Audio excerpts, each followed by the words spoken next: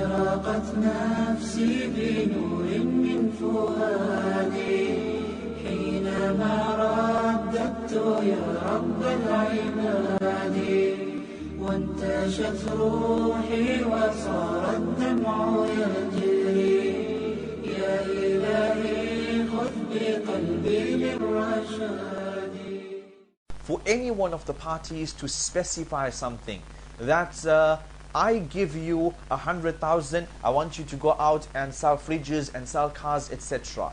And I want 20% profit guaranteed, 20% profit or 20,000 guaranteed. After that, we'll share the rest of the profits. This is not allowed. Why? Because this is zulm, this is oppression. Maybe there was a loss, maybe the individual he was not profitable whatsoever. So this is not allowed by consensus of the scholars, that for you to specify something at the expense of the other partner. Or for one to say that the profits in the month of March are for me, profits in the month of April are for you. Maybe March business was fantastic, maybe in April business was not good.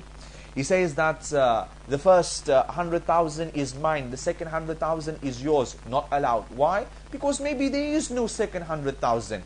It is musha. It must be based upon a ratio, profit shared according to a ratio. Ratio we can agree as per we want.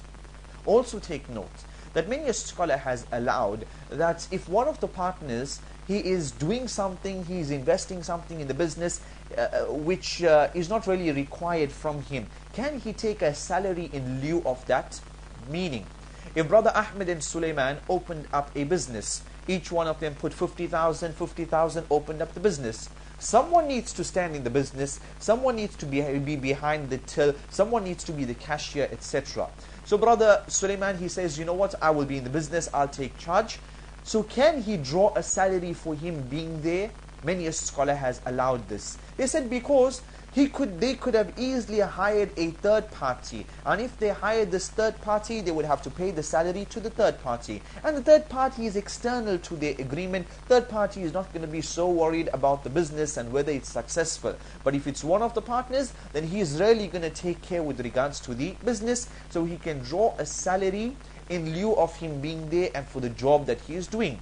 As for the profits which come in from the business, then that would be shared separately. First he takes his salary, it's like an expense of the business, and profits are divided later on. But it is still better for us to work out a profit ratio margin which includes his salary. Meaning, if it was 50-50 which was invested, we are 50-50 partners. Because Brother Sulaiman is going to work in the business, it would be better, instead of drawing a salary, in that maybe we agree that he takes 60% of the profits and I take 40% of the profits. Jayid, this is a better option than him drawing the salary. Also, we will be discussing the chapters of Musaqah and Muzara'a. Musaqah and Muzara'a, similar to these type of partnerships, wherein in Musaqah, I have these trees, I have 20 date palm trees. So I said to you here, all these 20 trees, you look after them, you take care of them, you water them. Musaqa, from providing water. You take care with regards to the fertilizer, you look after the trees basically. Whatever fruits there are of these trees, then we will divide them amongst ourselves. You take 50%, I take 50%. You take 40%, I take 60%. You take 60%, I take 40% as per agreement. So it's a type of sharika wherein I provide the trees, you look after the trees, your time, your effort, the water, etc. And we divide the fruits. Allowed, no problem. But it would not be allowed if, for example, I said, these 3 trees, the fruits of these 3 I'm taking, the fruits of those 4 you take, because maybe those 4 don't bear any fruits. Maybe there was a storm and these 3 are destroyed. So this would not be fair. This would be lending into zulm, entering into zulm. So that would not be allowed, but rather it should be based upon the proportion. We share all of the profits as per agreement.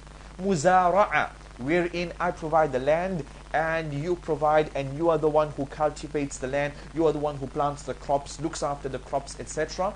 And then we share the harvest. I provide the land, you provide the fertilizer, you provide the crops, you are the one who plants it and looks after it. We share the crops at the end of the harvest. And as one can see, that these types of partnerships, etc., make life easy, subhanallah. And it encourages people to invest, encourages people to use the land and to make darb fil ard, and to move across the earth, and to actually invest their time and their effort into commerce and trade. With regards to contemporary companies, joint stock companies, we find that majority of the scholars, or rather almost the overwhelming majority of scholars, are of the opinion that these contemporary companies are allowed, even though it does not fall within the 5 types of companies which were mentioned by the classical scholars. These companies which we have today, major, large international companies, etc.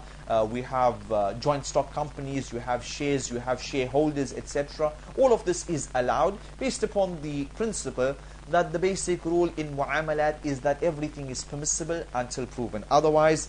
Number 2, if there is anything which goes against the Sharia, etc., then that would be impermissible, but otherwise everything is permissible until proven otherwise. Another contemporary matter is that many of these companies, or most of these companies, are limited liability companies, meaning they have a shakhsiyya i'tibariyya with regards to themselves. Just like how, for example, Brother Ahmed, he has not paid zakah, so zakah is due upon him, it's a debt on his shoulders. Brother Ahmed has not made hajj and he has money, so it's wajib, he needs to go for hajj. He is legally responsible for these matters. Now what about a company? Many, or rather most of contemporary companies, they are it is as if, it is like a Brother Suleiman, or it's a Brother Ahmed, or it is someone. Although it's a company, but it takes the place of some person. He has juristic liability, that the company can be held responsible. You can take the company to court, whether who the owner is or who the shareholders are, etc. That can happen, that can change. New shareholders can come in, new CEO can come in, but the company itself can be held responsible. The company itself owes people money, can be owed money, etc., etc. So this is something which the contemporary scholars are of the opinion is no problem whatsoever, because we have examples like this in the past. You have, for example, the masjid. The masjid is not a person, but money is owed to the masjid. The masjid can take someone to court, etc. We have, for example, a waqf, that there is someone who looks after the waqf. There are people who maybe have provided services to the waqf, and now the waqf has not yet paid them out. They can take the waqf to court, etc. So this type of concept was there in the past, and no doubt in contemporary companies it is in vogue, that you are a shareholder. Your liability, etc., is up to the point of your share. If the company has khasara and the company owes billions and billions, because you have 5 shares or 20 shares in the company, does it mean that you are also liable for that money? That they could come to your house and attach your belongings because the company owes others money? No, not at all. Your liability, etc., is only up to the point of that share. Company is in khasara, you maybe don't get any sort of dividend, etc. Scholars have divided these contemporary companies into 3 categories in terms of whether it's allowed for us to invest in them or not. Am I allowed to buy shares of this company or not? Number 1, halal companies. Companies where the basic, the asl of that company, the basic service of that company is something which is permissible. Might be a cement company, might be the electricity company, maybe an internet company, etc. The basic function of that company is something which is permissible, and also the dealings of that company are permissible. The dealings of that company are halal. The dealings of that company are not related to riba, etc., etc. Such a company, it would be permissible to invest in this company. The second type of company is a company which is haram, wherein the actual function of that company, the actual job of that company is something which is totally haram, meaning it might be a liquor producing company, and so it would be haram for us to invest in this company. The third category of company is wherein the major debate occurs. This company, the basic function is halal, basic function is permissible. It's a cement company, they produce clothing, it's a clothing company, but there's a lot of dealings of this company which are haram. This company might have millions invested in haram riba investment type of accounts, and they're earning a lot of profit, a lot of investment, a lot of interest based upon that money which is invested in haram accounts. Or they might have taken billions and billions out in loans. We know the Messenger sallallahu alaihi wasallam states, the one who takes the riba and the one who gives the riba, kulluhum sawa, all of them are the same. So these type of companies, this is where the debate lies. The basic function of the company is halal, maybe a cement manufacturing company, but they have millions invested in haram, or they have a lot of loans which they have taken out to finance themselves. Can we invest in such companies? Many of the scholars say absolutely not. Why? Because even though the basic function is halal, they have a lot of riba in it, and even if it was a little bit of riba, it would not be allowed for you to invest in that company, because as you being a shareholder, it technically is like you are acknowledging the haram dealings of that company, like you are putting a stamp of approval to those haram dealings. And also they said, if we do not allow people to invest in these companies, at least the companies would try to change, because they want the people to invest, and they would get rid of the haram dealings. And in reality, these companies make up about 80% of the companies on the face of this earth. So it's a large number of companies that we are talking about. You have other scholars on the other side of the opinion that it would be permissible to invest in these companies, especially if it's major companies which the country is dependent upon, like the company which provides for the electricity, provides for telephones, etc., etc.